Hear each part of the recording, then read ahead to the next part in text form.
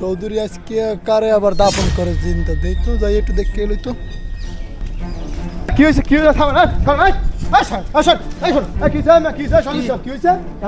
একটা মানুষের জিন্দা দাফন করতেছেন আপনি কি সমস্যা আপনার ওর বড় শখ ওর জিন্দা দাফনের ওর শখ পূরণ করি আমি কি করবো ওর শখ জিন্দা দাফনের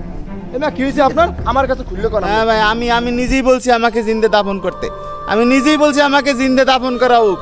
আপনি বলেন ভাই জিন্দা দাফন করবো না কি করবো বলেন আপনি বলেন আপনি শুনতে চান ফুল ঘটনা শুনতে চান আমার বলেন খুললে বলেন আমার তাহলে শুনেন আপনি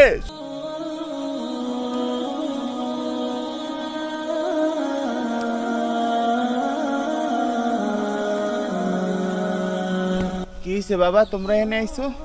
আব্বা আপনি না কইছেন এই দিন নতুন জামা কাপড় কিনে দেবেন কালকে তো ঈদ নতুন জামা কাপড় দেবেন না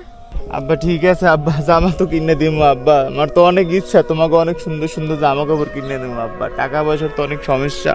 দেখি মহাজনের কাছে যাই কিছু টাকা পয়সা লওয়া যায় কিনা তোমরা বাড়ি যাও বা যাও তোমরা বাড়ি যাও গা যাও যাও দুই ভাই সুন্দর করে বাড়ি যাও গা যাও বাবা যাও যাও মালিক ফসল উঠতে তো 5-6 দিন বাকি তারপর মনে করেন এখন তো ঈদ মনে করেন বউ বাচ্চারে তো জামা কাপড় কিনে দেওয়ার লাগে আমি কিছু টাকা পয়সা দেন জামা কাপড় কিনে দিই বউ বাচ্চারে এবার ফসল উঠতে এখন বহুত দেরি আছে 10-12 দিন সময় হইবে তুই যে কাজ কাম করছো তোর ঈদের পর আমি সব টাকা পেড করে দিব মানে ঈদের পর পেড করে দেবেন ঠিক আছে আমি তো জামা কাপড় তো বউ বাচ্চারে কিনে দেওয়া লাগে তাই না আমার এখন ঈদের আমার তো ভাই ফসল ওঠে নাই এটা তো বুঝতে হইবে তোর আমি ফসল না তোর টাকা দেবো করতে তাইলে একটা কাজ করেন মালিক আমি যদি এখন মরিয়ে যাই তাইলে আপনারা আমার দাফন করবেন না হ্যাঁ দাফন করবো তোর দাফন করার লগে যে কয় টাকা খরচ হয় তোর কাপড় চোপড় আমি কিনে দিব আচ্ছা ঠিক আছে মালিক তাইলে আপনি কাজ করেন আপনি আমার এই জিন্দা দাফন করে দেন আর যেই টাকা পয়সা খরচ হবে না দরকার ওই টাকা পয়সা দিয়ে আমার বউ বাচ্চারে জামা কাপড় কিনে দিয়ে তোর শখ বেশি জিন্দা দাফনের এখন কি করবো কন জিন্দা দাফনই করিয়ে দেন তোর যদি বেশি চিন্তা থাকে জিন্দা দাফনের তোর জিন্দা দাফনই দিতে আছে আর এখন আগে ওড়েন বিষয়টা দেখতে আসি